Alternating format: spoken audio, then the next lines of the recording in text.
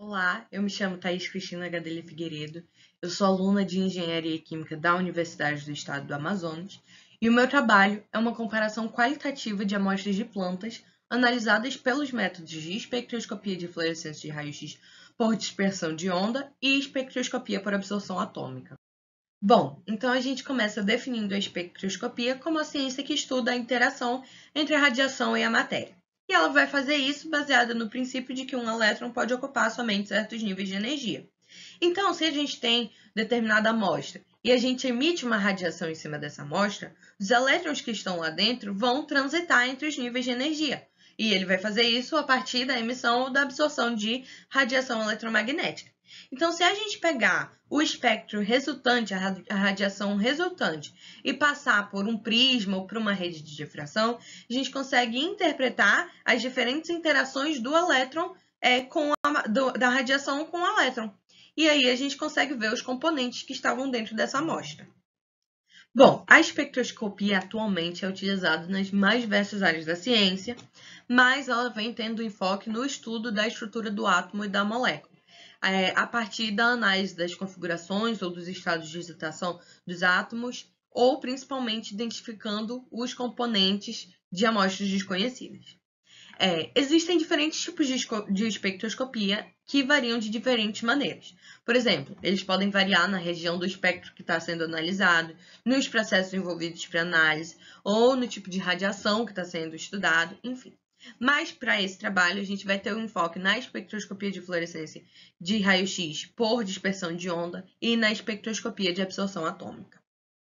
Bom, então a gente vai começar falando da espectroscopia de fluorescência de raio-x, que foi muito importante para a ciência da modernidade, porque ela foi a primeira técnica não destrutiva de análise de superfície, o que evita a contaminação da amostra analisada. E ela vai funcionar permitindo a identificação do número atômico de um elemento através da relação do espectro dado por uma onda de raio-x. Então, essa técnica vai se basear no princípio físico de que, se o material for exposto a uma radiação maior do que sua energia de ionização, vai acontecer a ejeção dos elétrons do orbital do átomo. E aí, essa energia vai ser liberada na forma de fóton. Como cada elemento possui um orbital com energia específica, a gente consegue estabelecer a relação da energia e identificar o elemento que está sendo determinado no material. Já a espectroscopia de absorção atômica é uma técnica destrutiva que ganhou destaque na comunidade científica por causa da simplicidade da análise, que torna ela uma técnica mais acessível.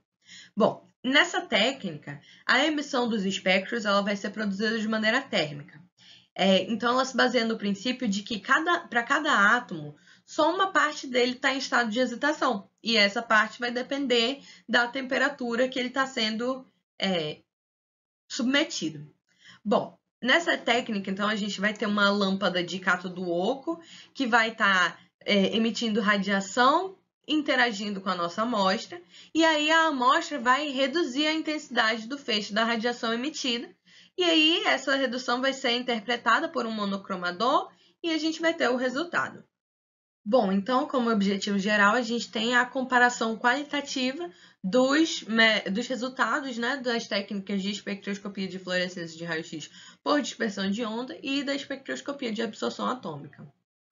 Como objetivos específicos, né, determinar as principais diferenças entre a espectroscopia de fluorescência de raio-x por dispersão de onda e a de absorção atômica, analisar a diferença entre os dados obtidos após a realização de ambas as técnicas de espectroscopia e caracterizar diferentes tipos de planta por esses diferentes tipos de espectroscopia. Bom, então, para esse trabalho, a gente usou 3 espécies de planta, a andirobeira, a sapota e o cupuaçu. Essas amostras foram cedidas pelo professor Luiz Antônio de Oliveira, que é o coordenador do Laboratório de Ecologia e Biotecnologia de Micro-Organismos da Amazônia. E ele também cedeu para a gente, né, os dados da análise pela espectroscopia de absorção atômica. A análise pela espectroscopia de fluorescência de raio-x foram feitas no equipamento WDXRF Super Mini da Rigaco. Bom, então eu dividi os resultados pela espécie analisada, né?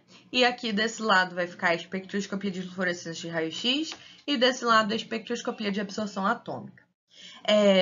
Já começando pela antirobeira, né? Aqui na espectroscopia de fluorescência de raio-x, a gente teve cálcio em todas as amostras, a gente teve potássio e ferro em aproximadamente 90% das amostras, e a gente tem manganês e zinco em aproximadamente 50% das amostras. E esse resultado é contrastante com a espectroscopia de absorção atômica, que encontrou cálcio, magnésio, potássio, ferro, zinco, manganês e cobre em todas as amostras.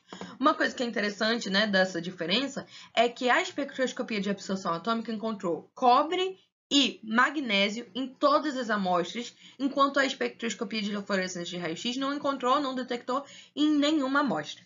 Essa diferença ela vai se dar principalmente pela diferença dos princípios dos métodos, né? A espectroscopia de fluorescência de raio-x ela funciona fazendo uma varredura de todos os elementos dentro do determinado material. Enquanto a espectroscopia de absorção atômica, o operador precisa definir quais elementos ele está querendo detectar. Então, é por isso que a gente tem, né, essa principal diferença entre as duas técnicas. Para a sapota, a gente tem um resultado bem parecido também, cálcio em todas as amostras de espectroscopia de fluorescência de raio-x, potássio e ferro em 90% das amostras, magnésio em 50% das amostras e zinco em 30% das amostras. Enquanto para a espectroscopia de absorção atômica, a gente teve esses elementos em todas as amostras, com adicional do magnésio e do cobre em todas as amostras.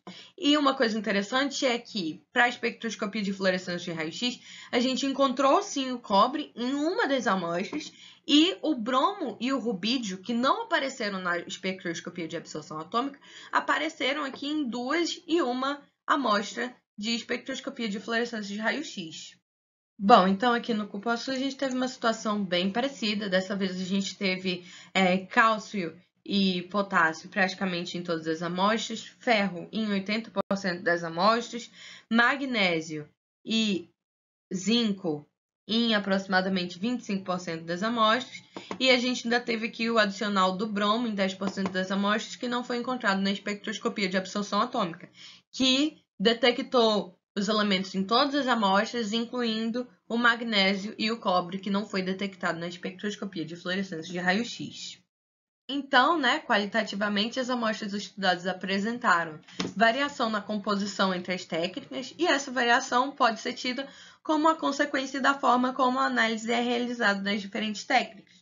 Isso porque, conforme foi falado anteriormente, a espectroscopia de fluorescência de raio-x faz uma varredura de todos os elementos, enquanto na espectroscopia de absorção atômica o operador tem que definir os elementos que ele está querendo analisar, o que resultou em um limite de detecção menor na espectroscopia de fluorescência de raio-x, mas que pode ser talvez melhor para uma análise de uma substância desconhecida, um material desconhecido, em que não se tem como imaginar quais são os elementos que podem estar ali dentro. Bom, então eu deixo aqui os meus agradecimentos ao Grupo Crawford de Métodos de Raio-X, à FAPEAM pelo incentivo financeiro para a realização do trabalho, à Escola Superior de Tecnologia da Universidade do Estado do Amazonas e ao ENDEC por possibilitar a apresentação desse trabalho. Seguem aqui as referências.